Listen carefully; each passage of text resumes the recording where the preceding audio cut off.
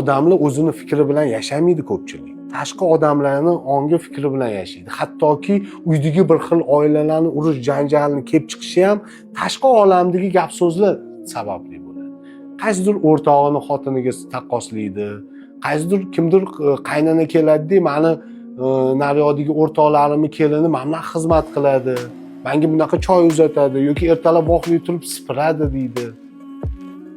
Natijasida albatta uyda urush janjal bo'laveradi. Insonga ko'p narsa kerakmi degan savol tug'iladi. Biz o'zimizni, hayotimizni o'zimiz murakkab qilib tashlaymiz. Yana murakkab qilgan sarimiz agar o'sha narsa amalga oshmasa, alamimizni chiqib kimnidir aybdor qilishga harakat qilamiz.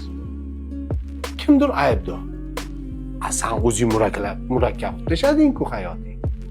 Nima keragi bor edi? Misol uchun yuribsan o'sha eskiroq bo'lsa ham mashinangda yuribsan. Nima keragi bor edi? Kreditga mashina olib, keyin undan keyin kimnidir o'sha bank upravляющийsini yoki vazirni ayblab, ko'rpangga qarab oyoq uzat degan narsa. Ko'pchilik hozir dahshat mashinada yuribdi.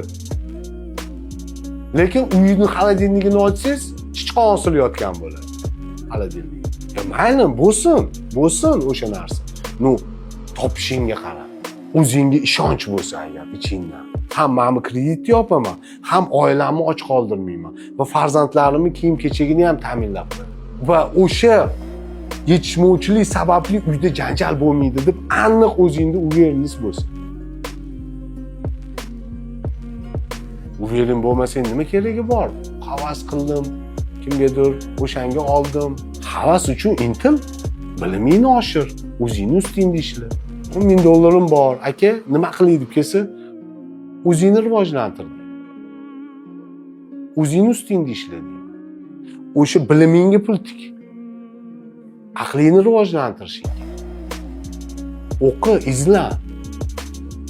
O'sha senga fundament bo'lsin. Men undan ko'ra biznes qilaman. Men o'zing bilasan deyman. Haqqi boradi. 10,000 bilan. Qilardim. Hayotida qilmagan ishini qilib ko'radi, keyin bankrot bo'ladi. Lekin kim ayblaydi? Kimdir aybdor. Обязательно kimdir aybdor. Shunaqalar juda ko'p. Yetib turasan misol uchun. Shunga maslahatim shunaqa holatlarda albatta shu yo'nalishda o'zi bilimini, tajribasini ko'rgan, oshirgan odamlar bilan maslahat olishni o'rganish kerak. Maslahatni eshita bilish kerak.